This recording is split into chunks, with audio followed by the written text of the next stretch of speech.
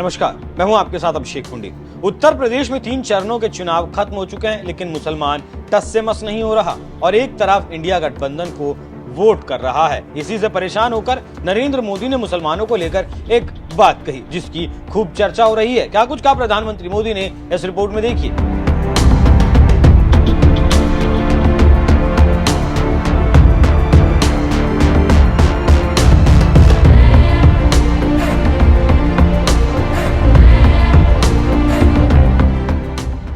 तीन फेज का चुनाव खत्म हो चुका है और बस इसी बात की चर्चा है कि क्या होगा, क्योंकि कम वोटिंग हो रही है। ऐसे में किसके वोट कम होंगे और किसको फायदा होगा।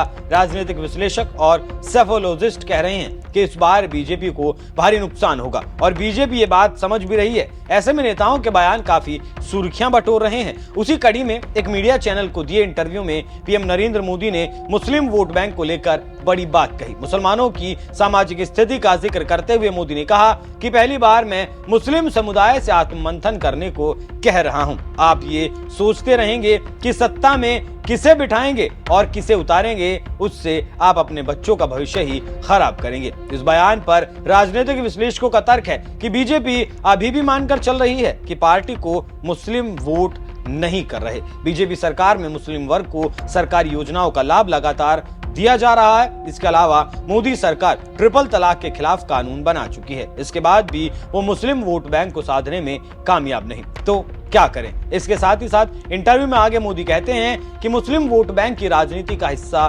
बनकर ये सब कर रहे हैं। अपने बच्चों की जिंदगी के बारे में सोचिए, अपने भविष्य की तो सोचिए। मैं नहीं चाहता हूं कि कोई समाज बंधुआ मजदूर की तरह जिंदगी जिए। कोई आपको हमसे डरा रहा है तो दूसरों के साथ आप बैठना उठना शुरू करेंगे। अगर आपको भाजपा वालों से डर लगता है तो 50 लोग भाजपा कार्यालय में जाएं, एक दिन बैठे रहें। क्या आप वहां से आपको कोई निकाल देगा? आप वहां जाकर देखें क्या चल रहा है। पीएम ने कहा कि आप कब्जा करो ना बीजेपी कार्यालय में जाकर, कौन रोकता है आपको? तो आप समझ सकते हैं कि नरेंद्र मोदी क्या कह रहे हैं। जिस तरह 3 फेज का चुनाव खत्म हुआ, उसी के बाद से मोदी और बीजेपी काफी दुखी हैं, क्योंकि मुसलमान बीजेपी को वोट नहीं कर रहे। लोकसभा चुनाव के पहले बीजेपी ने अल्पसंख्यक मोर्चे पर भी काफी काम किया था और मुस्लिम वोट बैंक को भी साधने की कोशिश की थी। पार्टी ने पसमानदा समाज का मामला गरमाया।